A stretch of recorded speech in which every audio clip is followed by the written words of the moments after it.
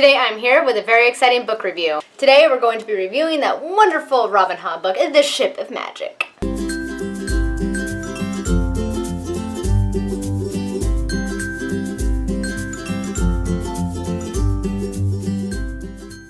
Hello everyone, it is Samantha, and today is book review time because it has been a while since I've done a book review and I want to kind of be better about doing that. I want to do more book reviews. So today I'm here with a book review of The Ship of Magic by Robin Hobb.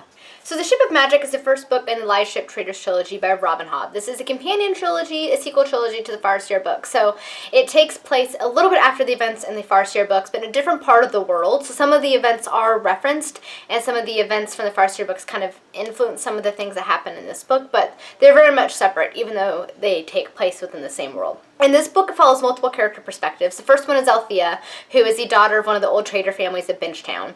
And Althea believes that she is going to get captaincy of their family ship, which is a live ship. Now, a live ship is a ship made out of wizard wood, which is the only type of ship that can navigate the Rain Wilds River, which is how most of these old trader families have made their money, because there's very exotic goods that reside in the Rain Wilds.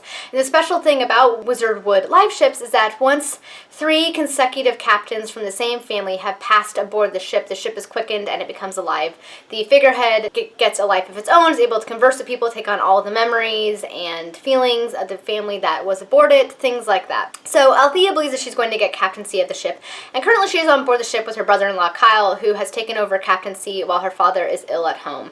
They return home and discover that her father is on his deathbed. He ends up passing aboard the ship, but before he passes, she learns that her mother and her father have actually passed the captaincy over to her brother-in-law, much to her horror, because they did not get along, and her brother-in-law has very different ideas and ideals from her father. So her brother-in-law actually ends up kicking her off the ship, banning her from being aboard it, and Althea ends up setting off trying to figure out how she can get her ship back and become captain of it herself. Meanwhile, Kyle brings on his oldest son, Wintrow, who is home to be there at the funeral of his grandfather. But Wintrow is sent away to become a priest at a very young age, doesn't want to become a sailor, but he is forced aboard by his father because a family member, a blood-related family member, has to be aboard a life ship. So Wintrow sets out to kind of figure out how to become a sailor very willingly because he just wants to return back to his monastery. The story also follows Althea's sister and mother as they struggle at home in order to figure out how to keep the family fortune afloat because they're losing money, as well as the struggles with Althea's sister's daughter Malta,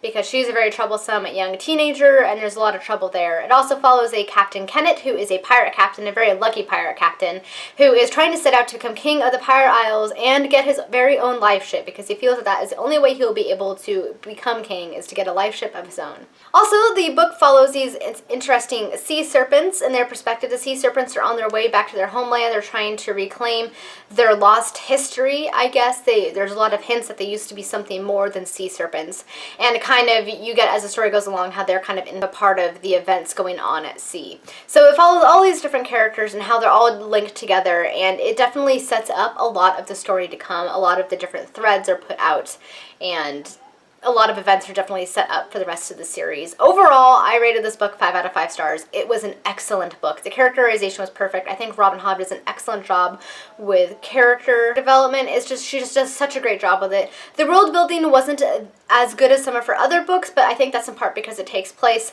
kind of in the same world as her Farseer books. So if you read these in order, which I believe you're supposed to, you'll kind of already have a general idea of where in the world this is and how it links together and things like that. So but it was still pretty good. The world building, it was definitely more character focused, which I really, really enjoyed. I just felt very invested in all the characters. Robin Hobb has a way of really creating strong emotions in the reader. You really feel vested in the interests of the characters. You want to see people succeed, and you want to see the villains kind of die because they're so evil, you just can't stand them. And definitely some complex characters and complex motives. Like, everybody has reasons for why they're doing things, and even though you may not like somebody, you can kind of understand where they're coming from. She also brings up a lot of really interesting societal issues such as slavery. And then you also have some political turmoil that starts to happen at the end of the book. There's just a lot going on. But this book was so enjoyable to read. I would say it's actually in many ways a little bit faster paced than some of her Farseer books.